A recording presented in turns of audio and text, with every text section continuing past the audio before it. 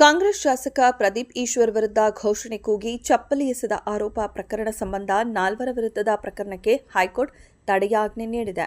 ಶಾಸಕರಿಗೆ ಅಪಮಾನವಾಗಿದ್ದರೆ ಮಾನನಷ್ಟ ಕೇಸ್ ದಾಖಲಿಸಬಹುದಿತ್ತು.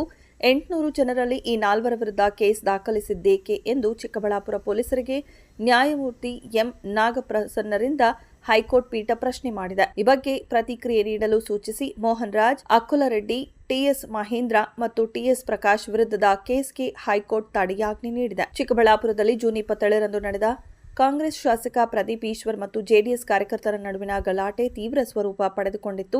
ಕುಮಾರಸ್ವಾಮಿ ಅವರ ಕುರಿತು ಶಾಸಕರ ಹೇಳಿಕೆ ಬಗ್ಗೆ ಸಿಡಿದೆದ್ದಿದ್ದ ಜೆಡಿಎಸ್ ಕಾರ್ಯಕರ್ತರು ನಗರದ ಕನ್ನಡ ಭವನದಲ್ಲಿ ನಡೆಯುತ್ತಿದ್ದ ನಾಡಪ್ರಭು ಕೆಂಪೇಗೌಡ ಜಯಂತಿ ಮಹೋತ್ಸವ ಕಾರ್ಯಕ್ರಮಕ್ಕೆ ನುಗ್ಗಿದರು. ಶಾಸಕ ಪ್ರದೀಪ್ ಈಶ್ವರ್ ಅವರನ್ನ ವೇದಿಕೆಯಿಂದ ಕೆಳಗಿಳಿಸಬೇಕು ಎಂದು ಘೋಷಣೆ ಕೂಗಿ ಗಲಾಟೆ ನಡೆಸಿದರು. ಬಳಿಕ ಸ್ವಾಮೀಜಿ ಮಧ್ಯಪ್ರವೇಶದಿಂದ ಪರಿಸ್ಥಿತಿ ತಿಳಿಗೊಂಡಿತ್ತು. ಆದರೆ ಕಾರ್ಯಕ್ರಮದ ಮುಗಿದ ಬಳಿಕ ಗಲಾಟೆ ಮತ್ತೆ ಶುರುವಾಗಿದ್ದು, ಪ್ರದೀಪ್ ಈಶ್ವರ್ ತಮ್ಮ ಕಾರಿನ ಸನ್ರೂಫ್ ಓಪನ್ ಮಾಡಿ ನಿಂತು ಮೆರವಣಿಗೆ ಹೊರಟಿದ್ದರು. ಈ ವೇಳೆ ತಮ್ಮ ವಿರುದ್ಧ ಘೋಷಣೆ ಕೂಗುತ್ತಿದ್ದ ಜೆಡಿಎಸ್ ಕಾರ್ಯಕರ್ತರಿಗೆ ತಿರುಗೇಟು ನೀಡಲು ಮೀಸೆ ತಿರುವಿ ತೋಳು ತಟ್ಟಿ ಸವಾಲು ಹಾಕಿದ್ರು. ಇದರಿಂದ ತೀವ್ರ ರೊಚ್ಚಿಗೆದ್ದ ಜೆಡಿಎಸ್ ಮತ್ತು ಬಿಜೆಪಿ ಕಾರ್ಯಕರ್ತರು ಶಾಸಕರ ಮೇಲೆ ನೇರವಾಗಿ ಚಪ್ಪಲಿ ಎಸೆದಿದ್ದರು. ತಕ್ಷಣವೇ ಕಾರ್ಯಪ್ರವೃತ್ತರಾದ ಪೊಲೀಸರು ಸ್ಥಳದಲ್ಲೇ ಕೆಲವರನ್ನ ವಶಕ್ಕೆ ಪಡೆದಿದ್ರು. ಘಟನೆಗೆ ಸಂಬಂಧಿಸಿದಂತೆ ಚಿಕ್ಕಬಳ್ಳಾಪುರ ನಗರ ಠಾಣೆಯ ಪಿಎಸ್ಐ ಅಮರ್ ಸ್ವಯಂ ಪ್ರೇರಿತ ಎಫ್ಐಆರ್ ದಾಖಲಿಸಿದ್ದರು.